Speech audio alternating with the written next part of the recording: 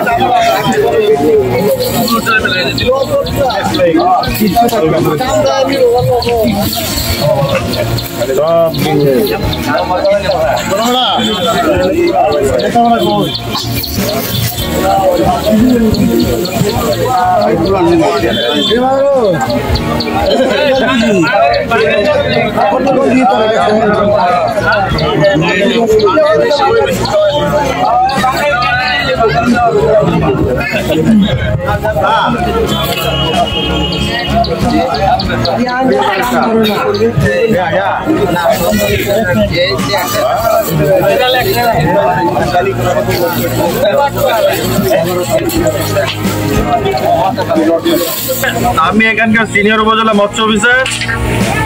আমি আপনাদের এই করিমগঞ্জ উপজেলায় কর্মরত। আজকে সকালবেলা আমরা মৎস্য অভিযানে বের হয়েছি।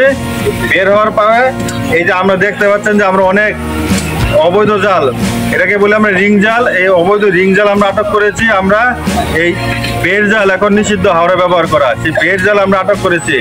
আমাদেরকে সহযোগিতা করেছেন আমাদের নৌ পুলিশ, চামটাঘাট নৌফারি থেকে ওনারা আসছেন। ওনারা আজকে আমাদের সাহায্য করেছেন, সারাক্ষণই ছিলেন আমাদের পাশে। আমরা যে জালগুলো আটক করেছি এগুলো অবৈধ জাল, এই জাল দিয়ে কেউ মাছ ধরতে পারবে না। এটা আমরা বারবার বলছি, বিভিন্ন জায়গায় বলছি, কিন্তু আমরা হয়তো অনেকের কানে দিতে পারতেছি না। এই জাল দিয়ে মাছ ধরলে দেশের ক্ষতি হয়, এটা তো আমরা সবাই বুঝি, সবাই বুঝি না? এই জিনিস যদি বুঝি আমরা, তাহলে এই জালগুলো কিভাবে আসে এখানে?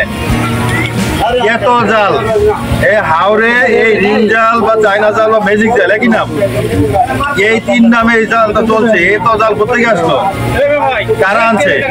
এদেরকে আপনারা চিহ্নিত করে এদেরকে শাস্তি আওতায় আনার জন্য সহযোগিতা করেন।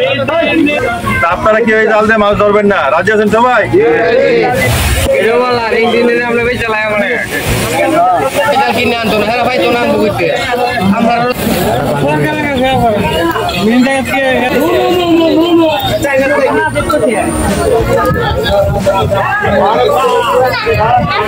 হচ্ছে আমরা তো গরিব যারা আছে কর্ম করে খায়, কিন্তু আমরা যে কারখানা ফ্যাক্টরি যেখানে তৈরি হয়, এখানে যদি আমরা মোবিল করে অভিযান চালাই, এটা বন্ধ করে দেন, তাহলে আমরা গরিব বাঁচতো,